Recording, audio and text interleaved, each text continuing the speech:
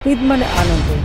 আসুন আমরা আত্মীয় পরিজন পাড়া প্রতিবেশী সহ সকলের সঙ্গে ঈদ মানেই পর্দায় তার মুখ, ২৪ ঘন্টার অন্তত ৬ ঘন্টা তার দখলে।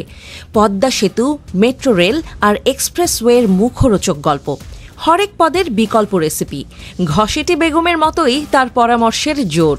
গরুর মাংসের বদলে কাঁঠাল খান, পেঁয়াজ ছাড়া রাঁধেন মাংসের পদ, কাঁচা মরিচ রোদে শুকিয়ে বোতলে ভরুন, তারপর সারা বছর জলে ভিজিয়ে তরকারিতে দিন। অবশ্য কপাল ভালো, তিনি গরুর বদলে কাঁঠাল জবাই দেওয়ার পরামর্শটা দিয়ে যেতে পারেননি।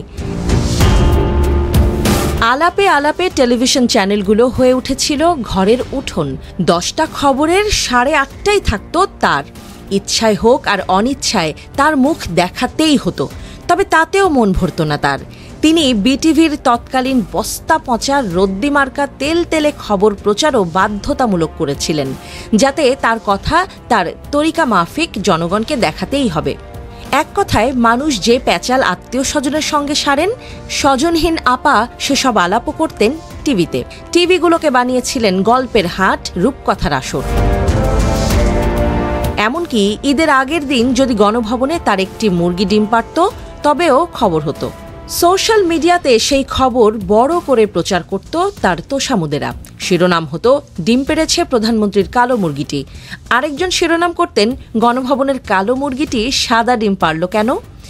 আরেকজন আবার আরও একটু সরেস, তার শিরোনাম, প্রধানমন্ত্রীর উন্নয়নের ছোঁয়ায় কালো মুরগি পেড়েছে সাদা ডিম। কালো মুরগির সাদা ডিম, প্রধানমন্ত্রীর হাতে জাদু আছে। কেউ আবার ফলো আপে সেই খবরের শিরোনাম দিত, সাদা ডিম পাড়া কালো মুরগিটিকে কি খাওয়ান প্রধানমন্ত্রী? এখানেই ঘটনার শেষ নয়। দেশ সেরা কৃষি প্রতিবেদক এই নিয়ে বানাতেন আস্ত এক ডকুমেন্টারি।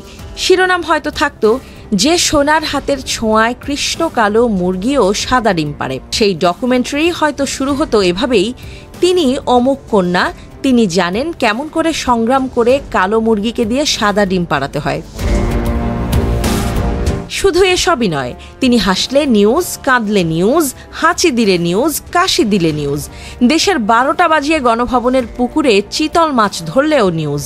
শেষ পর্যন্ত কিছু গণমাধ্যম খুঁজে বের করত, গণভবনের লেক থেকে চিতল মাছ ধরা হলো যে বড়শি দিয়ে, সেটি আসলে কোন দোকান থেকে কেনা। তবে তিনি এখন আর নেই বাংলাদেশে। তবুও ঈদ আসে, কাঁঠাল না পেয়ে মানুষ গরুর মাংসও খায়। পুরো দেশটাই ছিল যার পৈতৃক সম্পদের মতো, তিনি এখন দেশ ছাড়া আছেন এমন এক জায়গায় যেখানে আসলে গরু জবাই দেয়াই নিষেধ। গরুর মাংস ছুঁলে জাত যায়, পিটিয়ে মেরে ফেলা হয়। কাঁঠালই এখন তার শেষ ভরসা, হয়তো একেই বলে নিয়তি। দিল্লির গোপন কুঠুরি, সামনে এক বাটি কাঁঠাল মাংস, হাতে তার এক টুকরো ছেঁড়া রুটি, হয়তো চোখের কোণে কিঞ্চিত জল। তিনি কাঁদছেন, গরুর মাংস না পাওয়ার বেদনা তিনিও এখন বোঝেন।